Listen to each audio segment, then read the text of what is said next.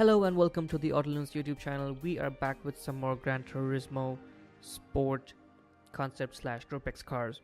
And today we are looking at, well, kind of more like an icon of the motoring world, the VW GTI. But this is the Gr.X version, the GTI Supersport VGT Gran Turismo. Basically, VW developed a new sports car for the digital world of Gran Turismo Sport. And what they've done, and they kind of do this for almost every Gran Turismo Sport series. Sorry, the Gran Turismo series.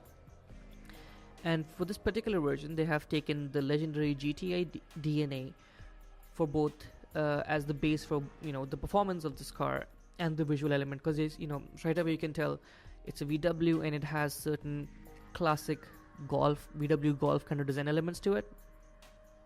So yeah, they've stuck to the roots, but just built on it. So what we have here is a hatchback as the shell with a lot of aerodynamic bodywork done to it. Look at those extremely wide arches. Look at how far the wheels are from the main chassis of this car.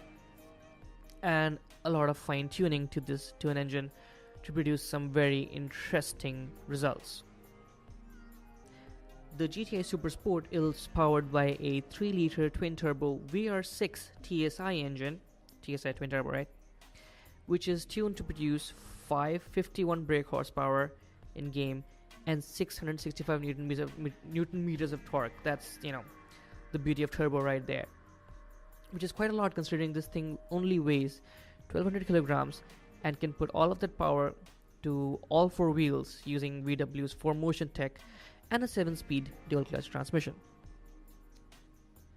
Now, it is a digitally designed, digitally built car, so it can have a lot of things custom tuned for the digital world it will exist in. For example, the release for this car in-game states that VW's design team tuned the handling specifically for the racetracks in Gran Turismo Sport.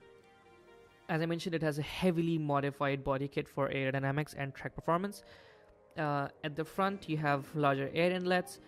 You have specially designed front lip spoiler. Then we move to the back, where the entire rear end has been reinforced and strengthened. It has a massive roof spoiler. You can see right there. And there are also small channels on the roof, which help kind of optimize the airflow as it goes into the spoiler for optimum downforce. There's a lot of carbon fiber involved as well to keep the weight as low as possible. But yeah, it rides on some very, very cool looking 20-inch wheels and very, very fat rubber. Now the thing is, this is the car we will be testing out in a few minutes, in just a moment. But what we also have is its sibling, the Roadster VGT Gran Turismo, which has similar specs in terms of performance and capabilities, but is basically a convertible version of it. And it looks, I'm more of a fan of things with roofs, so it's up to the public, but so far the reception for this particular design, considering there is no roof and it still has that massive spoiler, which makes a very, very cool looking roadster, which is extremely powerful. Obviously the aerodynamic elements are a little tuned down, more road friendly than the Supersport. But in terms of performance figures, they're exactly the same. So this is the GTI Roadster, which we're also looking at in this. But what we will be driving today is the GTI Supersport. So let's take the VW GTI Supersport VGT Gran Turismo to a track. Alright, so we are at the Nürburgring GP circuit. So let's take this VW Supersport onto the track. The Supersport does not offer a cockpit view, so all we have is front spoiler cam, dash cam, and the regular racing view. But still, that is a menacing looking thing, isn't it?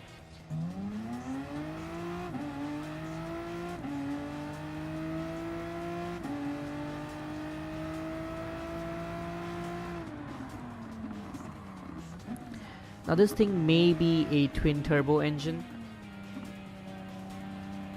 with just a 3-liter unit producing over 500 brake horsepower, but this thing sounds a lot better than the hybrid tech that Mitsubishi used in their XR PHEV concept, XR PHEV evolution concept, which is also in this game.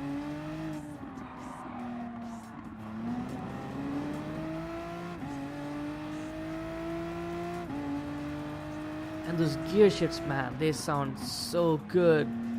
The chunkiness of the sound as you go up the gears while pushing this engine into the high revs. Watch this.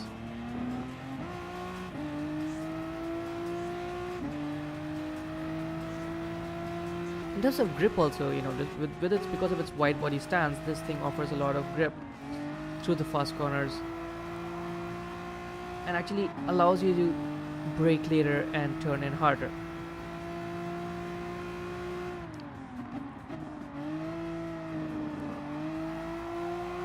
The four-wheel drive playing its part, of course, in keeping this car on track.